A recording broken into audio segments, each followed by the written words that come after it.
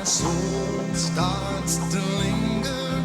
It's home, I know. If you catch me daydreaming now and forever, thoughts are carrying me along to that place we call home. Down that long road, throughout life we roam. Wherever I go.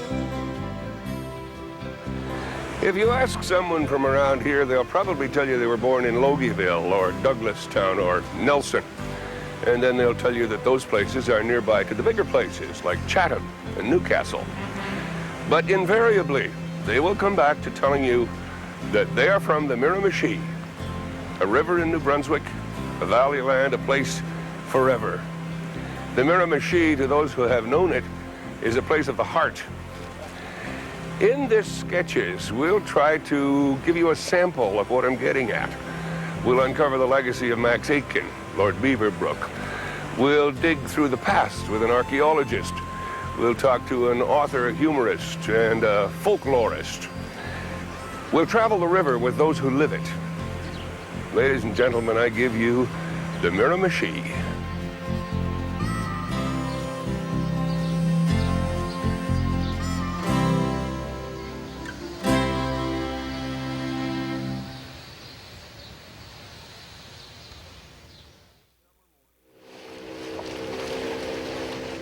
An early summer morning.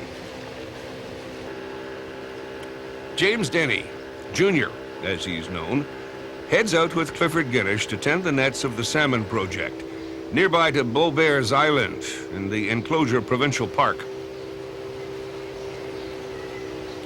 Micmac, from the community of Eel Ground. Their ancestral connection with salmon and the river is documented at more than 2 millennia.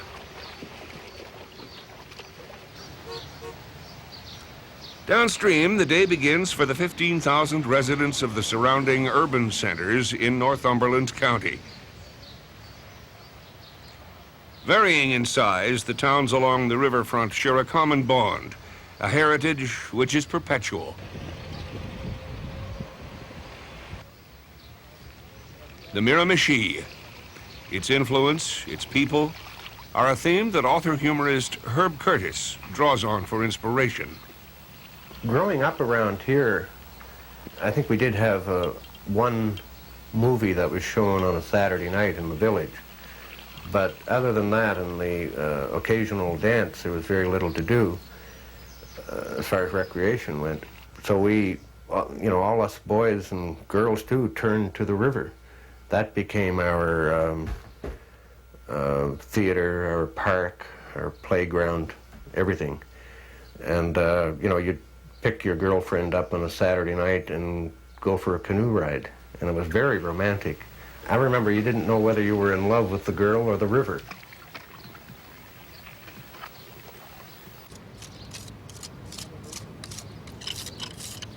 A number of local archaeological digs have given insight into the civilizations that have called this place home. One such undertaking at the Enclosure, a site at the confluence of the southwest and northwest arms of the Miramichi, presents an intriguing picture of the transitions of settlement here. Mark Lavoie. Seems to be a meeting place for everyone. It seems that about 2,000 years ago, the ancestors of the Micmacs were here, and they were using the point as a place for short-term visits, like camping overnight, fishing expeditions, probably hunting expeditions. And we have some evidence of their presence through the stone tools they left behind. Miramichi, believed to have originated from the Montagnier word, meaning land of the Micmac.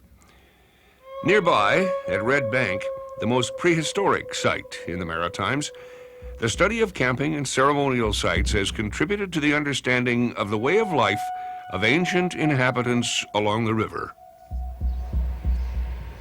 cultural preservation.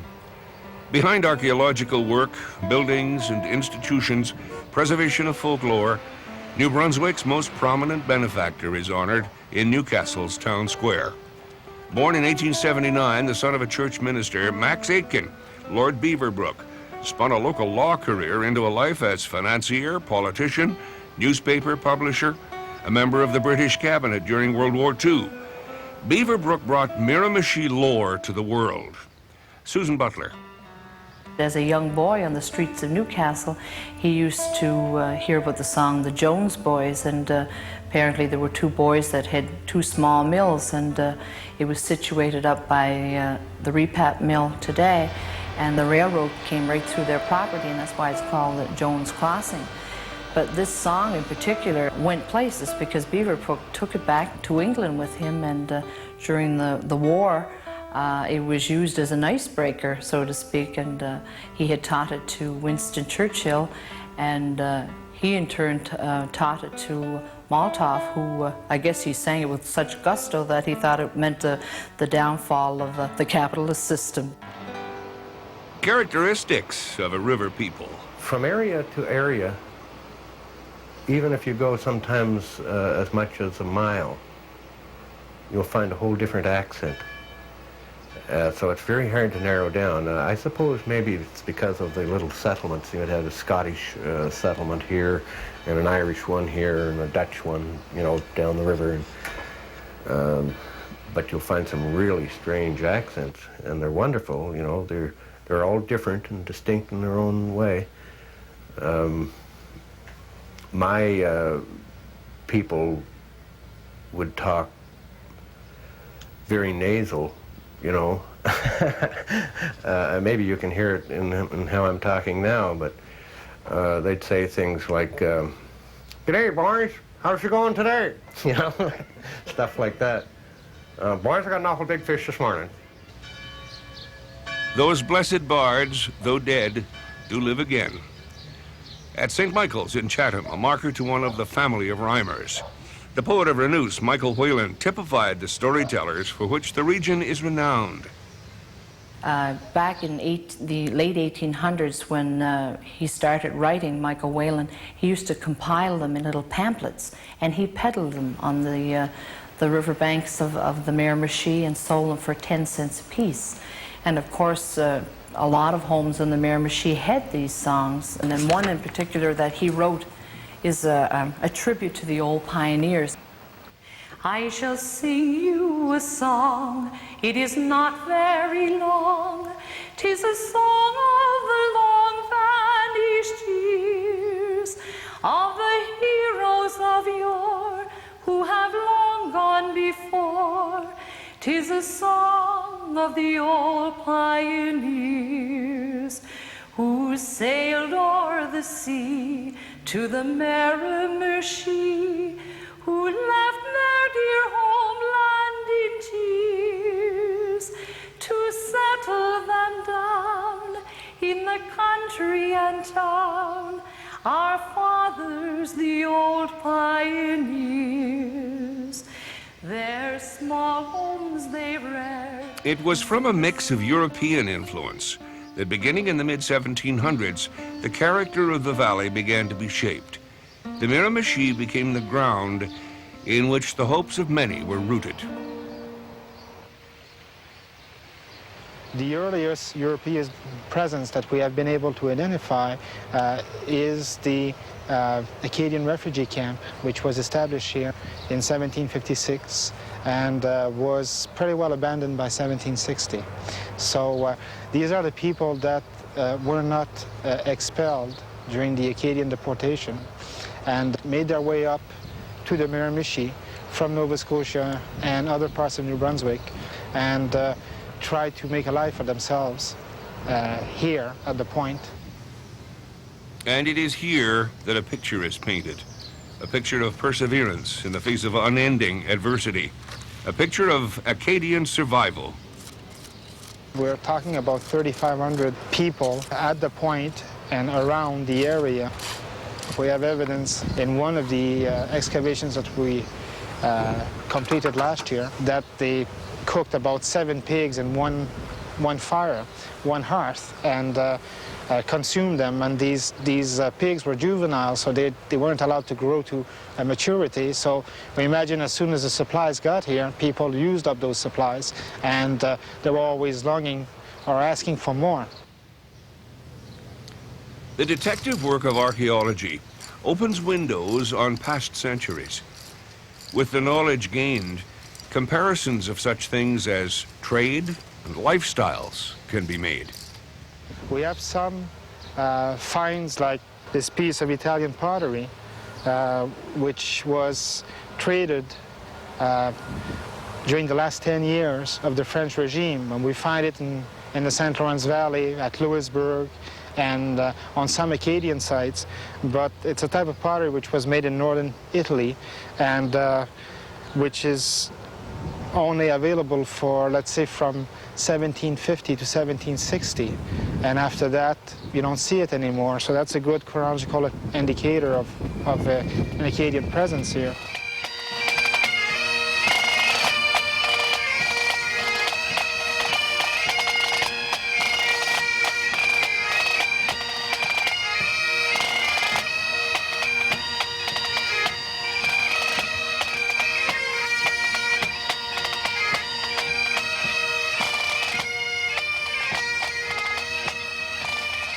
The 1800s would see a new wave of settlement and unprecedented growth on the Miramichi.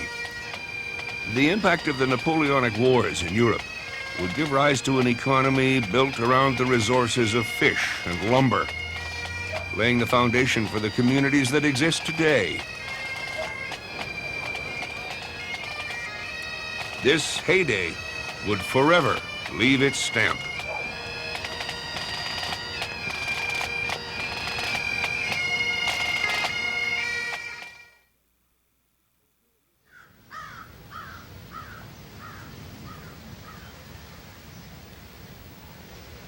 A shared program between the people of the Eel Ground Band and the Department of Fisheries and Oceans.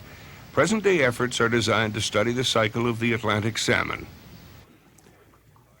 Once threatened by commercial overfishing, the salmon in recent years have augmented their numbers. Junior's work with the project involves cultivation, as well as the tagging of the fish.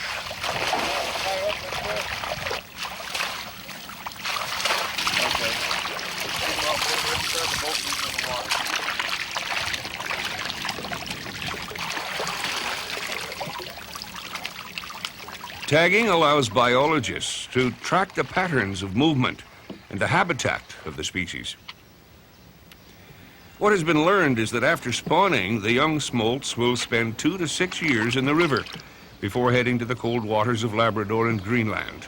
The good news, a high percentage will return to the Miramichi to continue the cycle of reproduction. The arrival of the next generation began with a Scot, William Davidson, who heralded a new era in the region of the enclosure and Beaubien Island. People of Scottish ancestry and people from New England established themselves in locations which had been abandoned or vacated by the Acadians. Business people and farmers and quite a variety of people came to try to make a life for themselves again. And it wasn't through persecution, it was more through a dream of personal gain that these people came here. When Davidson came here, he had the grand scheme of blocking the river off with large nets, which he did. When the Micmacs noticed that there was no fish coming upriver, they came downriver to see what was going on, and they got into a horrible argument with Davidson, telling him that if he didn't take down his nets, something pretty bad would happen to him. And so he took down his nets, and they had, let's say they made some sort of treaty where they scheduled the river, and but the Micmacs knew when the fish ran, so well, Davidson didn't get too much salmon that year, and the Micmacs got a lot. The coming of Davidson in 1772, followed by a string of like-minded entrepreneurs, fired a dual economy. Fish and lumber were exported in Miramichi-built vessels. It is estimated that in 1819, nearly a quarter of all British timber ships were loaded along these shores. Jack Ulloch. At that time, Rankin was building ships in Conrad. They were about the two main shipbuilders there, but Peter Mitchell and Harding, there was Abrams, a lot of different ship manufacturers here. Joseph Russell established a shipbuilding firm on Beaubien Island, and actually at one time they couldn't turn the ships out fast enough. There used to be water boats on the river that supplied the ships in port with water, and one was noted for its speed. So Martin Sullivan decided he would write this song about the bluebird. And he used, of course, an Irish tune, a variant of the Wearing of the Green, and I'll just give you a little bit of it, how it goes. Oh, the ice upon the Miramichi will melt before the sun, and Captain Moore's motorboat will soon be on the run. For a half a cent a gallon, the ships he will supply, and the captain says he'll run her till the tank runs dry. Till the tank runs dry, till the tank runs dry. And the captain says he'll run her till the tank runs dry. Some were of fine workmanship. Others were built enough to get the load of lumber over to England, and the ship and the lumber was sold as one piece, and they tore the ships apart over there to get more lumber. At times, there was hundreds of ships in the Miramichi. When Ritchie bought the Rundle mill, the mill was going 7 days a week, 24 hours a day, and they would have as many as 20 sailing ships anchored in the river waiting to be loaded. But the steamships were coming, and the Miramichi shipyards were unprepared for the change. Early this century, the yards fell silent.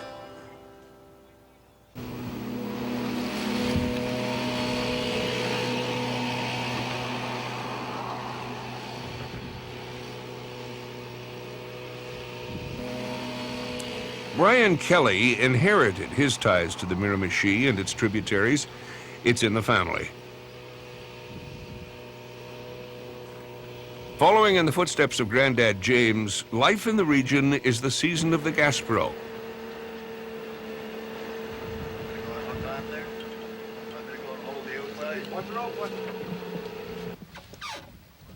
This Saturday morning marks the last of the 4-week period when the herring-like fish are netted. The workboat of the Miramichi, the flat-bottomed scow, is designed for stability and maneuverability in the harvest.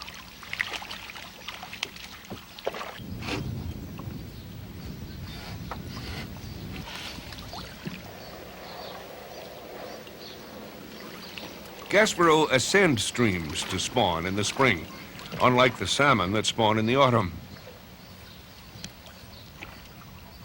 Salted and stored until the fall, the fish then find their way to markets in Haiti.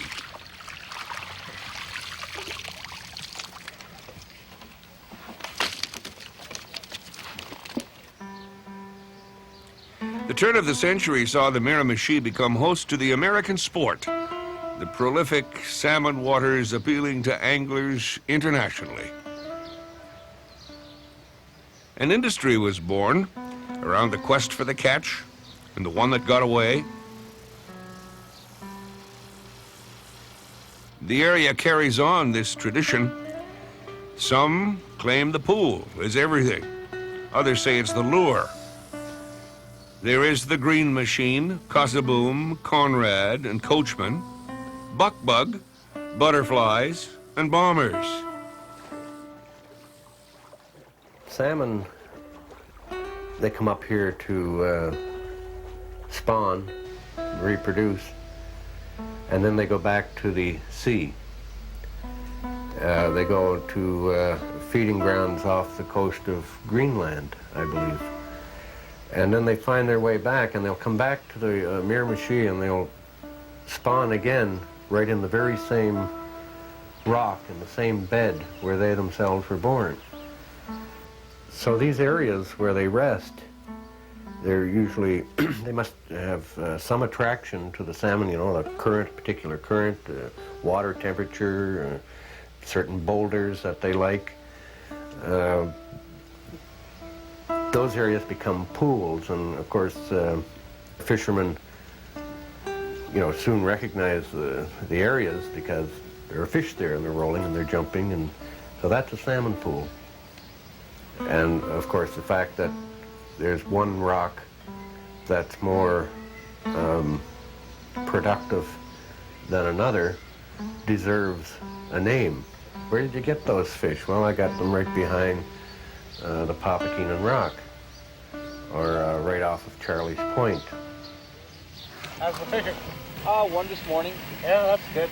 I got a nice one this morning. 20 pounds or so. 20 pounds? Yeah, nice My one. word.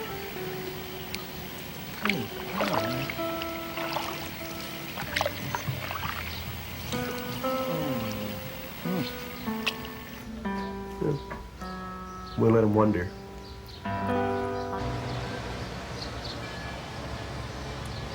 A river in New Brunswick, a valley land, a place of the heart. 220 kilometers of waterway, of lore, of legend. The Miramichi. These people have something in common. They were trying to make a life for themselves by being able to make a living in one place and doing it in peace. I think that a lot of people that came through here probably call this place their own, in each in their turn. Yeah. So, and now people of the Miramichi still call this place their own. I think it's like one big family in a way, and the bloodline that runs through everybody, not necessarily are they related, but they are because of the river. You know, you meet somebody in a service station, in most cases somebody would say to you, boy, it was a heavy rain we had last week, or I hear that the house burned down in Fredericton or whatever. Here they say, big run of fish on, you know.